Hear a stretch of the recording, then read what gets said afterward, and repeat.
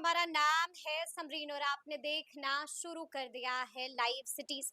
देखिए, आज प्रधानमंत्री मोदी सासाराम पहुंचे थे और आपने देखा है कि आज सासाराम पहुंच करके खूब गरजे हैं पीएम मोदी। और आपने ये भी देखा है कि अपने 33 मिनट के भाषण में उन्होंने कई बातों का जिक्र किया है और इशारों इशारों में किस किस को लपेटा है वो भी आपने देखा है। तो एक बार फिर से हम इसी मुद्दे पर बातचीत करेंगे। देखिए, इस वीडियो में हम पीएम मोदी के भाषण को भी डिकोड करेंगे और पीएम मोदी के बिहार दौरे को भी तफसील से डिकोड करेंगे। तो एक बार फिर से इस मुद्दे पर खरी खरी बातचीत करने के लिए हमारे साथ सीनियर जर्नलिस्ट रवि उपाध्याय जी हैं। सबसे पहले बहुत शुक्रिया बातचीत। जी, आपको भी। जी, रवि जी, सबसे पहले तो हम आपसे जानना चाहेंगे, आपने सुना है कि आज क्या कुछ कहा है प्रधानमंत्री मोदी ने, तो पूरे भाषण को आप कैसे डिकोड कीजिएगा? देखिए, प्रधानमंत्री नरेंद्र मोदी जब अनंतनाग के पहलगांव में जब आतंकी हमला हुआ था, निर्दोष लोगों की जान गई थी, उसके बाद वह मधुबनी आए थे। हम्म, मधुबनी में जब यहाँ आम सभा किया था, उन्होंने स्पष्ट रूप से उस दिन कहा था, सबक सिखाने की बात कही थी और वह सबक सिखाने के बाद वह फिर बिहार आए हैं।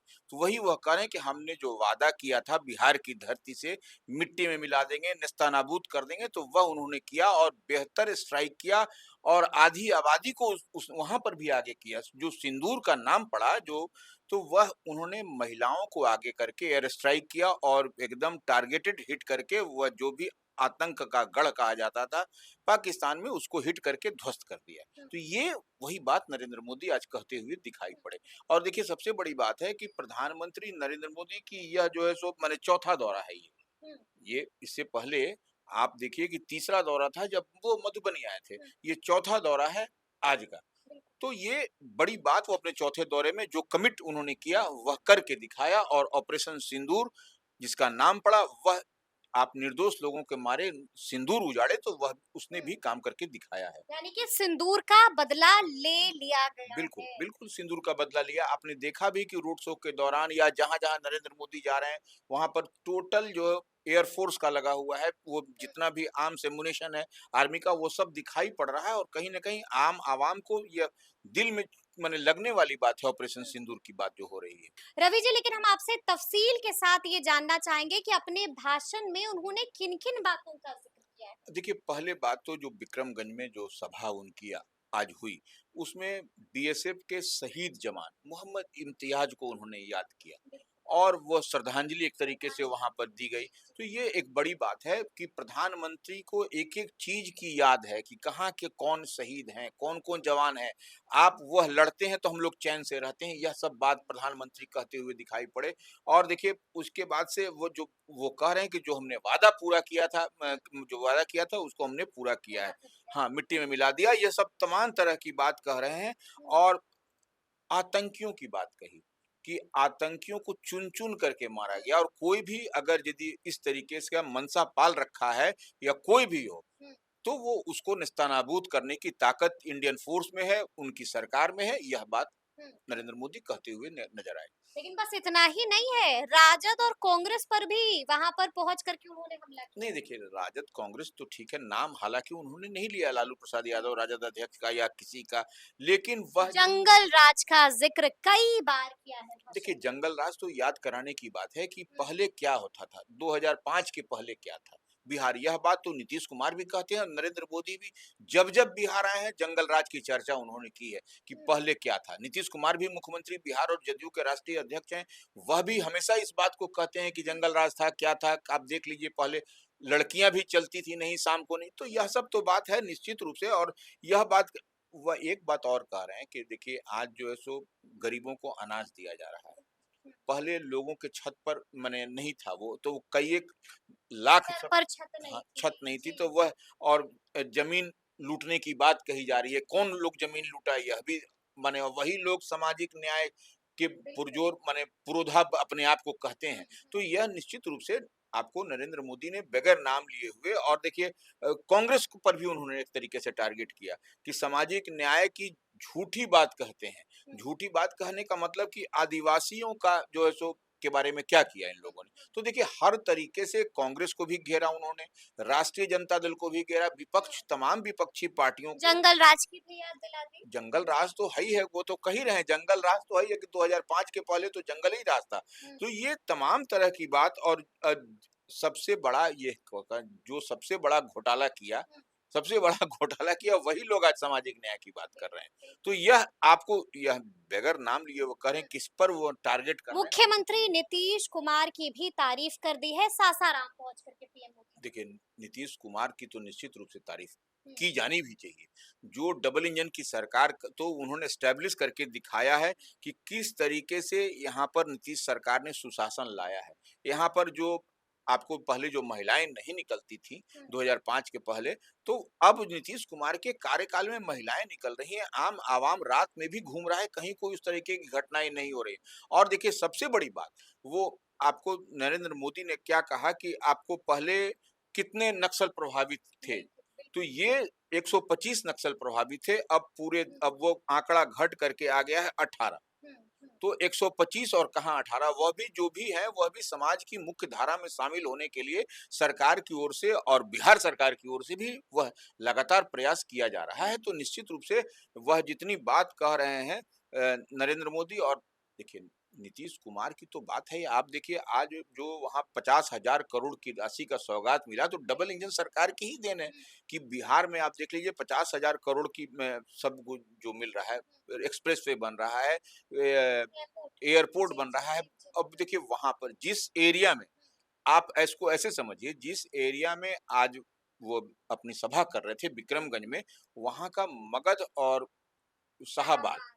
यानी कि इस बार बीजेपी का फोकस होगा मगध और शाहबाद पर। क्योंकि देखिए लोकसभा के चुनाव में यह जी। बीते दिन प्रधानमंत्री नरेंद्र मोदी ने जो अपनी पाठशाला लगाई थी भारतीय जनता पार्टी के प्रदेश कार्यालय में, उसमें वह यही कहे थे कि जो बेहतर परफॉर्म नहीं हो सका हुँ, लोकसभा के चुनाव में, वहां पर आपको पूरी तरीके से फोकस करना है उस यानी कि लोकसभा वहाँ में। पर जान लगा देनी है, जहाँ पर बीजेपी हारी थी वहीं पर फोकस कर रहे हैं हाँ, पीएम मोदी। इसीलिए देखिए मगध और शाहाबाद का हम लोग जिक्र करते हाँ, हैं, हाँ। तो उसमें जहानाबाद लोकसभा क्षेत्र में हार गया आपका हुँ, भारतीय जनता पार्टी एनडीए, पाटलिपुत्रा से हार गया आरा। आरा, हुँ, उसके बाद से काराकाट, सासाराम और बक्सर। बक्सर।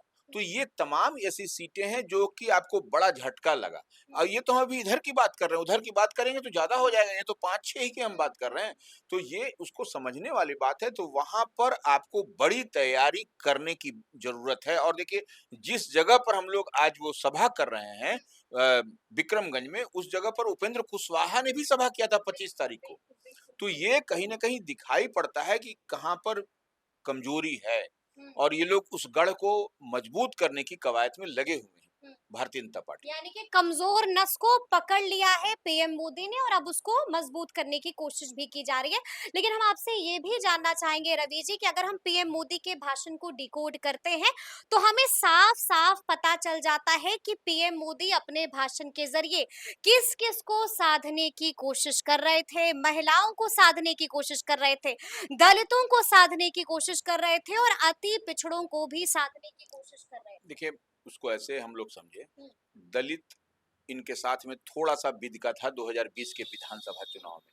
और उस समय 2020 का विधानसभा चुनाव का समझिएगा तो वह समीकरण कुछ अलग था। बिल्कुल, इस बार चिराग मॉडल चला था तब। चिराग मॉडल चला था, यही उपेंद्र कुशवाहा भी नहीं थे उस समय इनकी पार्टी में, माने इनके गठबंधन, इनके अलायंस में, एनडीए में। इस बार समीकरण बदला हुआ है, चिराग भी साथ में है, लोक जनशक्ति पार्टी जो चिराग पासवान की पार्टी है, उपेंद्र कुशवाहा की पार्टी राष्ट्रीय लोक मोर्चा भी है। तो अब समीकरण बदला हुआ है, तो इस लिहाज से वह आपको जो ओबीसी की बात आती है, पिछड़ा अति पिछड़ा की बात आती है, तो वह वोट इनके साथ में इंटैक्ट इस बार है। अब इसको बनाए रखना है टिल इलेक्शन, टिल बिल्कुल, चुनाव तक, बिल्कुल। यही सबसे बड़ी चुनौती लोगों के पास में है। हुँ।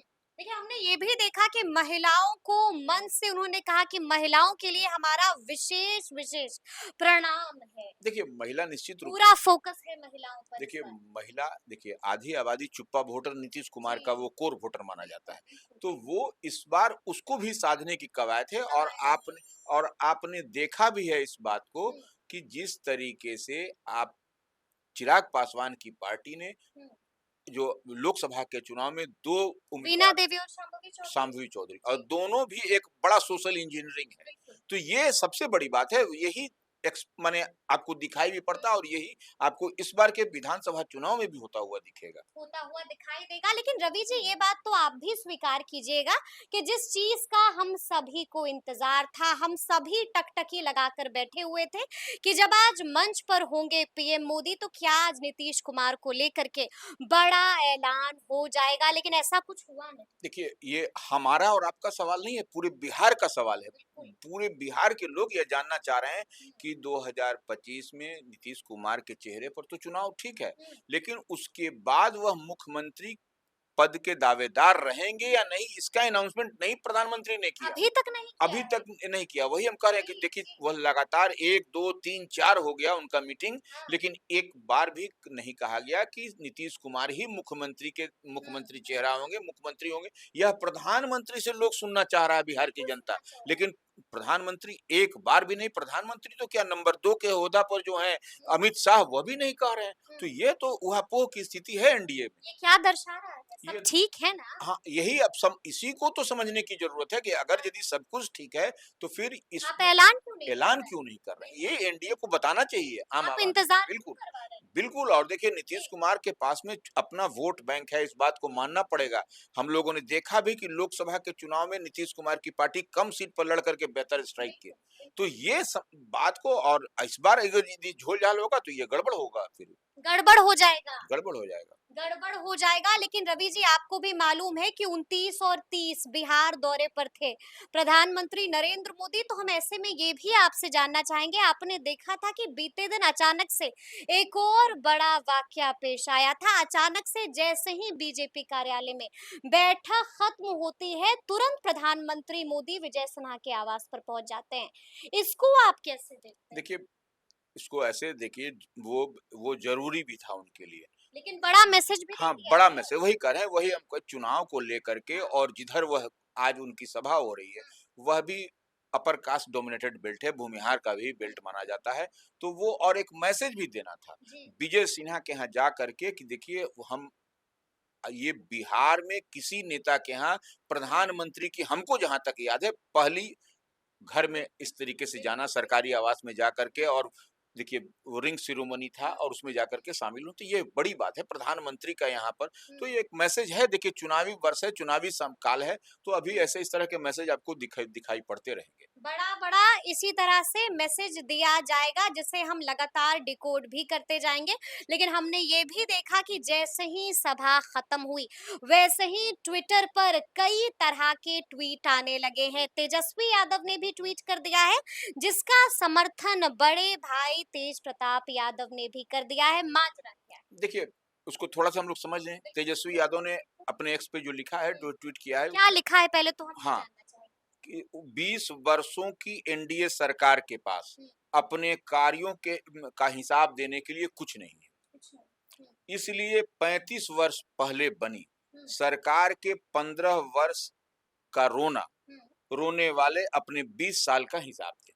बात भी देखिए, तेजस्वी जो बात कर रहे हैं, 20 साल में क्या-क्या किया है, उसको आप जो है सो और लिख करके बताइए जनता को, और साथ में वह जो किया है उसमें एक कोरा कागज बना हुआ है कि व्हाइट पेपर है। यह तेजस्वी ने बहुत blank white paper. Blank white paper है, तो वही ब्लैंक व्हाइट पेपर उनका सांकेतिक भाषा में है कि यही ब्लैंक व्हाइट पेपर है, कहीं कुछ किया नहीं गया है। तो ये निश्चित रूप से यह एक बड़ी बात है। और देखिए, एक बात और है, जो उनका पोस्टर भी लगा हुआ है कि हमारा कुर्सी का खेल है, हम्म। हर विषय में फेल है। बिल्कुल। यह और एकदम मोदी जी की तस्वीर भी है उसमें। मोदी जी की तस्वीर है, और जी। इसी चीज को उनके बड़े भाई तेज प्रताप यादव ने माने फिर से उसको पोस्ट कर दिया है।